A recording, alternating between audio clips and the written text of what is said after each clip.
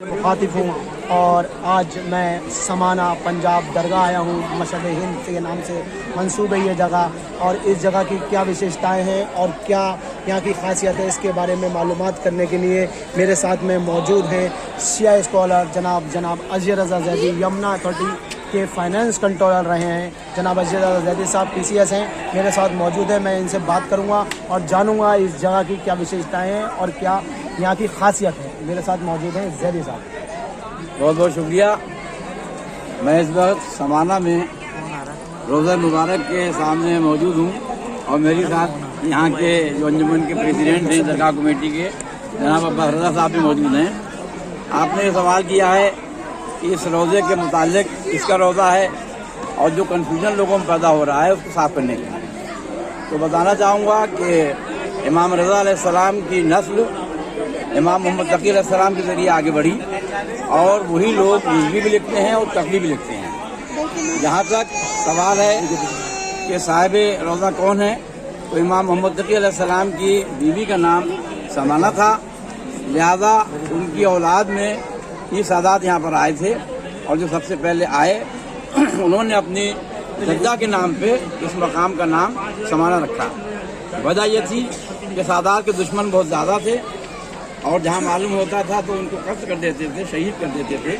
लिहाजा उन्होंने अपनी वालदा के नाम पे, अपनी जद्दा के नाम पे समाना रखा ताकि ये भी मालूम रहे कि उनकी औलाद में है और लोगों को ये पहचान भी न हो कि ये कौन है। लिहाजा सिलसिला जब आगे बढ़ा तो नस्लों के बाद में औलाद रसूल में ये यहाँ पर आए थे और जैसा कि आप जानते हैं कि दुआ तवस्सुल में है 9वें इमाम के लिए 10वें इमाम के जितने भी हैं तो उनको यमुना रसूलुल्लाह कहा गया है।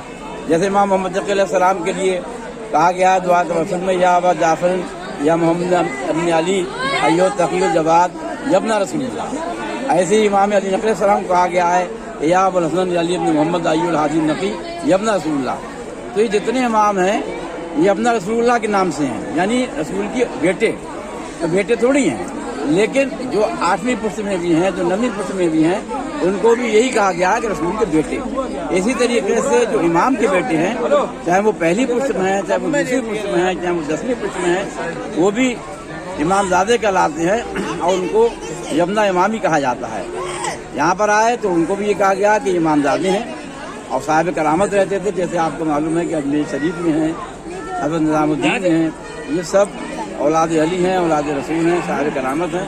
ये मकाम भी साहिब करामत होने का है और इनको इसलिए मशहद अली कहा गया कि क्योंकि मशहद मुक़द्दस में इमाम रज़ा अलैहिस्सलाम का रोज़ा है और उसी की निस्बत से इसको मशहद हिंद कहा गया। जैसे जोगीपुरे में नजफ़ हिंद कहलाता है, ये जो है मशहद हिंद कहलाता है। और जितने भी ज़्यादातर नाम होते थे रसूलुल्लाह की औलाद में, हज़रत अली की औलाद में, तो उनके नाम या अली पर होते थे या फातिमा पर होते थे। तो इनका नाम अली है, ये अली वली हैं। इनको मशहद अली के नाम से भी जाना जाता है, जैसा कि अलग अलग इमामों की भी कुनियत हुआ करती थी। तो इसमें बहस नहीं है कि ये पहली नस्ल में है कि दूसरी में है कि 10वें में, लेकिन इमामजादे हैं और औलाद अली में हैं, अली से मोहब्बत रखने वाले हैं और साहिब करामत हैं। साहिब करामत होने का आप देख रहे हैं ये एक मौजज़ा है। ये 2005 में ये जगह आबाद होना शुरू हुई थी और आज 19 और 20 नवंबर को 2022 में 20,000 से ज़्यादा लोग यहाँ मौजूद हैं। इससे बड़ा मौजज़ा क्या हो सकता है कि जहाँ पर आबादी अपनी बिल्कुल नहीं हो और दुनिया से, हिंदुस्तान से लोग खींचे चले आ रहे हों। ये साहिब करामत के साथ हो सकता है और किसी के साथ नहीं हो सकता। कहीं आपने नहीं देखा होगा इतनी जल्दी इतने हज़ारों लोग यहाँ जमा हो जाएँ।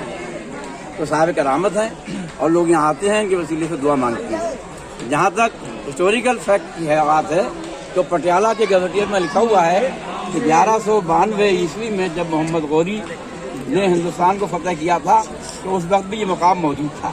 उसके बाद सिकंदर लोदी के ज़माने में समाना के अंदर जो मस्जिद है उसके ऊपर तख्त लगा हुआ है, पत्थर लगा हुआ है, उस पर लिखा हुआ है कि सिकंदर लोदी के ज़माने में भी इस मस्जिद को बनाया गया और उसके बाद शाहजहाँ के ज़माने में मस्जिद दोबारा बनाई गई और उसके बाद अब नए सिरे से इस मस्जिद को बनाया गया। तो तमाम पत्थर मौजूद हैं जो इस बात का सबूत है कि 1191 ईस्वी से पहले यहाँ पर सादात आ चुके थे और उसी वजह से यहाँ पर लोग आ रहे हैं और ये महसूस कर रहे हैं کہ اس میں بحث نہیں ہے کہ پہلی نسل میں تھے کہ چوتھی نسل میں تھے کہ چھٹی میں تھے، 12 اولاد ہیں، اولاد علی ہیں، صاحب کرامت ہیں، اور ایک مقام ان کا ہے، ایک حیثیت ہے. لوگ آ رہے ہیں، ان کے وسیلے سے دعائیں مانگ رہے ہیں. انشاءاللہ جو لوگ بھی یہاں پر آئے ہیں ان کی دعائیں ان کے ذریعے سے قبول ہوں گی. یقیناً ہم لوگ اس عہد کو پھر سے کرتے ہیں کہ انشاءاللہ اگلے سالوں میں بھی آتے رہیں گے اور لوگوں کو بتائیں گے تاکہ اس کے بارے میں، تاکہ لوگ زیادہ سے زیادہ آئیں. اور یہ جیسے کہ نظام جو قرآن نے ایک درجہ لیا اسی طریقے سے مشہد مقدس بنے اور یہاں پر بہترین روزہ بنے، لوگوں کے ٹھہرنے کے انتظامات ہوں. اور یہ کہا جائے کہ جو وہاں نہیں پہنچ سکتا ہے وہ یہاں آئے، حاضری دے اور اپنے آپ کو امام رضا علیہ السلام کے طرف رغبت دے کے ان کے ذریعے سے، اماموں کے ذریعے سے، توحید معصوم کے ذریعے سے اللہ کی بارگاہ میں دعا مانگے. انشاءاللہ قبول ہوگی. وآخر دعوانا